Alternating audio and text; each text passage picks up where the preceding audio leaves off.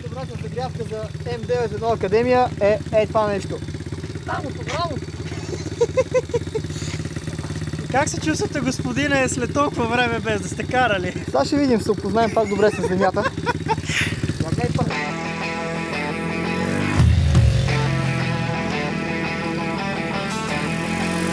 Добре, Жоре, гледай си там вече, гледай там. Добре, газ, газ, газ, газ, газ.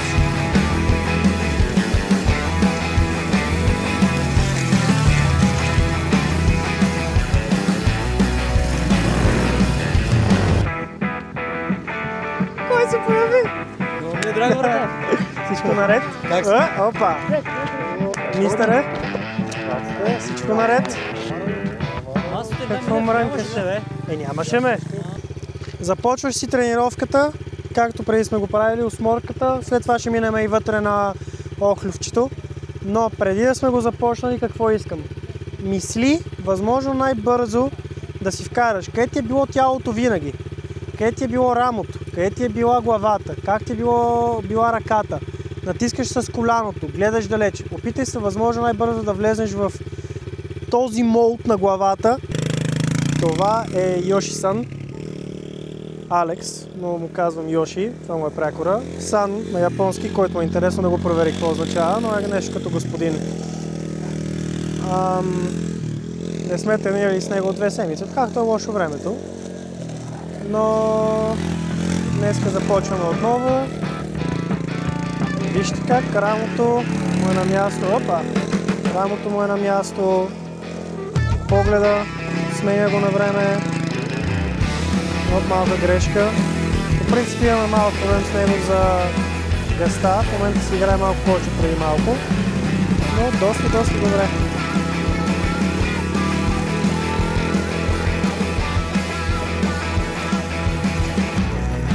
Ето сега рамото. Вкарвай повече рамо! Не натиска достатъчно силно с коляното, според мен. Малко ще видим слайдерите как. Не съм тренирал цяла седмица, човек. 2 седмици? Да, 2. 2? Ама и по принцип не съм тренирал, сега не съм влизал в фитнес. Аха, нищо. Цяла седмица, човек. И сега обаче ти се отразя. Миналия път, това си говоря на камерата, като някакъв... Миналия път, като влезна, ти отне много повече време да влезнеш изцяло в час. Да. Като говориме от да пипнеш коляното, да си комфортно на коляно, да натиснеш с тялото, цялостно това всичкото в момента супер. Сега задачка, докато правиме загрявката. Грешка. Започвай с десния крак, на задната спирачка. Измисли ли го? Не, Добре, днеска това го работиме. Трябва да си повече към петата. Така, за да мога да го стига. Така. Защото... Да пробвам да го натисна с петата. Да, ако си прекалено назад, дай го както беше преди малко, това сега тук ъгъла нямаш работата с глезена. Тук сега обаче си го освобождаваш. Затова се опитай да бъдеш повече отзад на петата, за да мога да го стигнеш. И не би трябвало да пипаш това.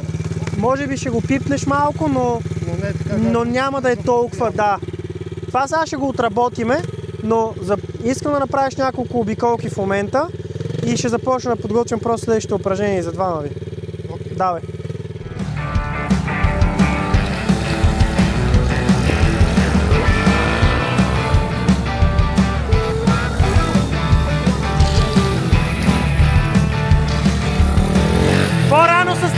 По-рано с тялото!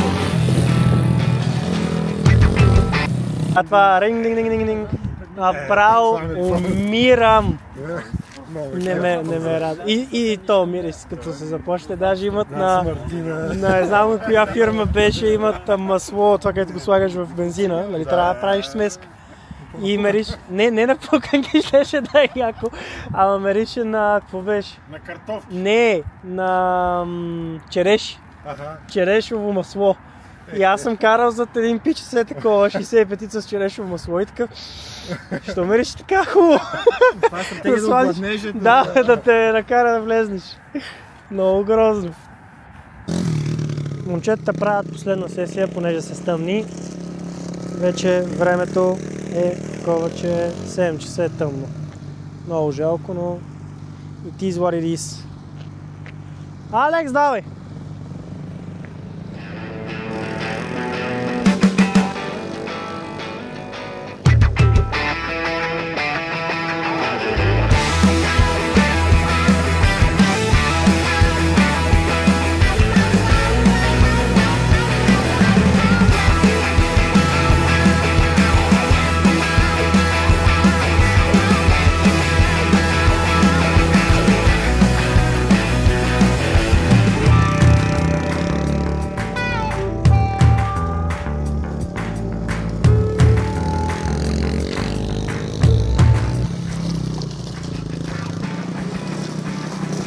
Така, ето това в момента, което може да се случи е Йоши да изпусне и да влезне в Жоро, а няма да му реагира. Станаха ли си? Сега ще ги прегледам всичкото, ама има... О, яко! Човек! Чакай. Чакай, това ще види ли? Погледа е яки снимки. Брутално. Брутално. Това е жестоко. Я гледай, да, тук даже. Добро утро! Днес имаме нов ученик, казва се Светослав. Като гледам, почва му харесва малкото моторче. Сега ще започнем да работим на, разбира се, една осморка. Да загреем, плюс да видя къде седим с нивото му. И после започва същинската работа. Зависимост от осморката, да е. Защото ако много неща ни липсват, първо ще ги настроим в главата му. В зависимост колко бързо приема. Но едно по едно днес. За първи път се качва на питбайк, което, разбира се, трябва да му дам време да свикне. Аз сега като съм спрял така, трябва ли да го изключим? Не. Моторчето го остави, нека си загрее, защото колкото повече загрее, толкова по-хубаво започва да работи. Харесва ли ти? Много ми е странно. Странно е, със сигурност. Разбра ли какво ти казвам, че всяко едно малко действие веднага реагира моторчето? Да, супер. Така, ако искаш, дай да започнем с осморката.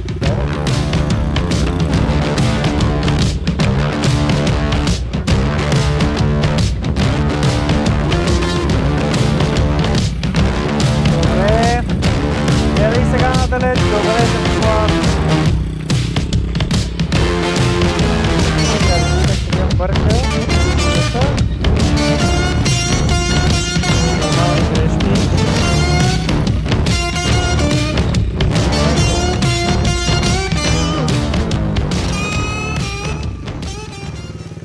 Добре.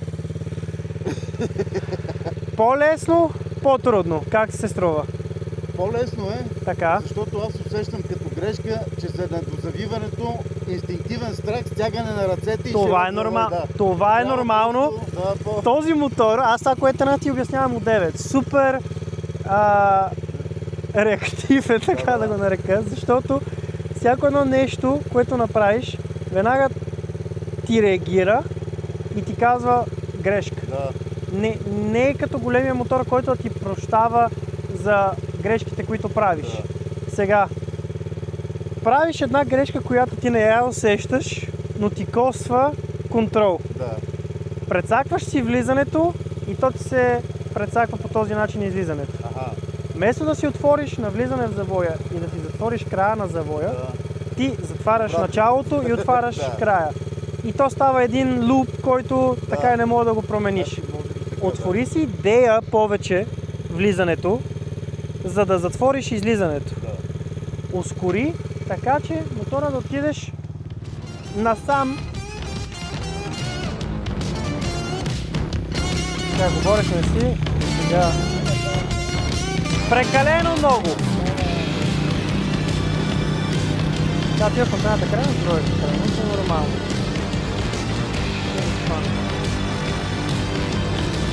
Погледа!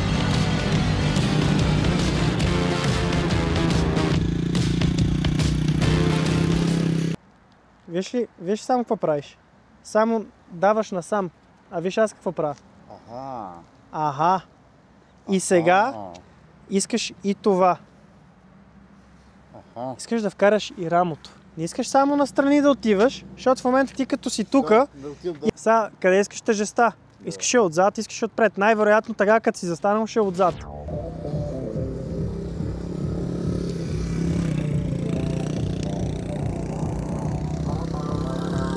На Светослав в момента му идват много нещата, което ги кара да му е трудно, но нормално.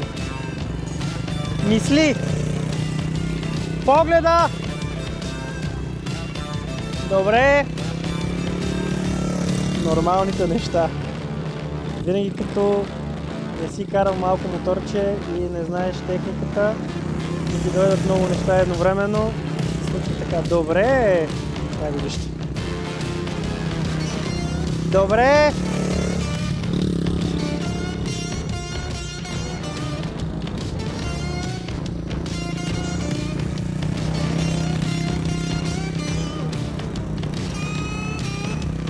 Менете. Карай още рамото към ръкохватката. Навътре, навътре, навътре. Погледа.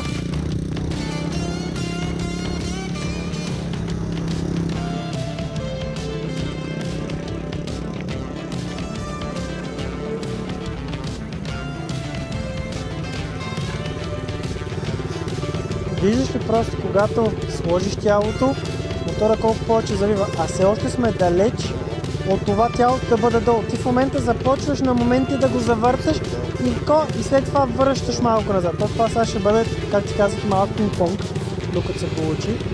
Но е изключително важно да разбереш, че вкараш ли рамото, вкараш ли тялото, мотора ще послуша. Прескачането е много добър вариант, нали? Значи, когато караш дали на улицата, дали на писта, няма никакво значение. Искаш, мога да ти покажа после и бутушите ми отдолу на какво приличат. Колко трябва да натискаш долу в степенките и колко се държа аз долу на степенки и на крака. По принцип правилото е, особено ако караш спортно каране, на писта, ако на следващия ден не те боли, докато ако просто правиш по-малка, то пак става, но това е по-правилно да го правиш дали на пътя, дали на големия мотор.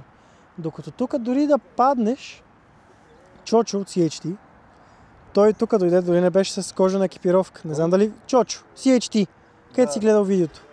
Ако забеляза, той не беше с кожена екипировка. Да, ти му сложи, ти му нави слайда. Така, защото той няма. Да. И аз му казах, Чочо, този екип ти нямаш проблеми да дойдеш, няма да стане нищо, но този екип ще бъде чао. Да. Няма проблеми, идвам. Окей, дойде. Този екип беше чао. Дори с онази екипировка, той не беше дори с нагръдник. Да. Беше само майче с гръб и надолу, даже не знам дали имаше и на коленки. Нищо му нямаше, дори падна 15-20 пъти. Нямам представа, паднахме много пъти, нормално е, но нищо не може да стане с тази скорост. Най-лошия вариант е ето това. Че ще стане. Да. Аз съм... Не, аз те разбирам, просто обяснявам, че няма нищо страшно дори да се изтупаш един път или два пъти. Това е прието, това. Така. И още повече, тук е мястото, защото това трябва да го приемеш хем като мястото, където учиш, но и площадката, където експериментираш сам. И усещаш, като направиш нещо, като мотора реагира, мозъка е такъв, окей, нищо страшно нямаше. И тези страхове много по-бързо ще ги минеш и като ги минеш тези страхове, след това, като караш на пътя, ако се случи нещо, няма да го бъде страх мозъка и ще може да реагира много по-хладнокръвно, отколкото ако не си. Ти имаш много години практика. Чакай, че нещо не мога да са грешни наслагвания. Да, но пак имаш практика и си минал през ситуации. Но за хората, които те първа започват да карат, това нещо не е така. Дори за теб в момента е важно да има такива моменти, където мозъка е абсолютен ерор 404, както на компютъра ти излиза и е такъв. Какво правим? не разбирам. И трябва тези неща да се случват, за да може после да имаме прогрес. Така, от теб в момента направиме още няколко обиколки, приключваме за днеска. Почваш и вече да... Усещам умората как... Но искам от теб в момента, единствената ти задача е продължаваш да се движиш както се движиш на мотора, но с малката разлика, че искам тялото напред и надолу към хендълбара и вече раменете ще си ги вкараш според завоя. Но искам да слезнеш надолу малко тежестта, да я преместиме напред. Не го... Опитай се да го екзаджеретнеш доколкото можеш ти, то пак няма да е достатъчно със сигурност, освен ако не ме очудиш и го направиш. Нали, тук ще бъде страхотно. Аз съм много щастлив, ако го направиш. И аз. Да, направи го повече. Дори мозъкът ти каже, това е прекалено много. Кажи му, давай пич, супер. Направи го въпреки това. Окей? Давай. Майче си на предавка, не съм сигурен. Със сигурност съм на предавка.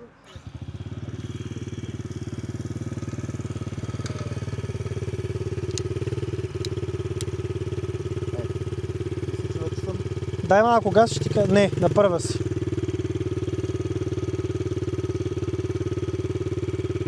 По-силно го дръпни. Чакай. Дай. Дай. Да, сега си на втора. Щаш като тренировка, като усещания. Като тренировка се едно пренаписваш всичко това, което си смятал, че го имаш като теория и като мотора, както ти каза, супер директен. Много директен. Усеща се буквално, че балансираш на тънко въже, би го казал. Добре. Да. Това е готино обяснение. Значи, отправиш много голямо предизвикателство първо към баланса, второ към усещането, защото за мен тия първите часове са тропосвани. Да. Горе-долу мога да го осмисля сигурно след ден какво ми задава да, абсолютно. Нали? Абсолютно. Това, което смятам, че сега е като предизвикателство, нали, спрямо концепцията ми за каране и равновесното състояние, е по-скоро следващия етап, който трябва да го овладее. Абсолютно. Има за Ное. Процесът е постепенен, за да стане органичен си има нужда от време и... Кой идва? За мен важното е, че усещаш разликата докато караш и че виждаш, видя с погледа просто. Ще го справиш за секунда? Усещаш каква е разликата, като погледнеш на правилното място. Всичките тези неща за мен са много важни и това, както казах, 100% приложимо, като излезеш там. Особено по начина, по който кажем в момента. Това е задължително за двигателната култура и на следващата тренировка вече, като си го осмислил това, което каза, като мине през главата за малко време, ще видиш просто разликата след това. Абсолютно.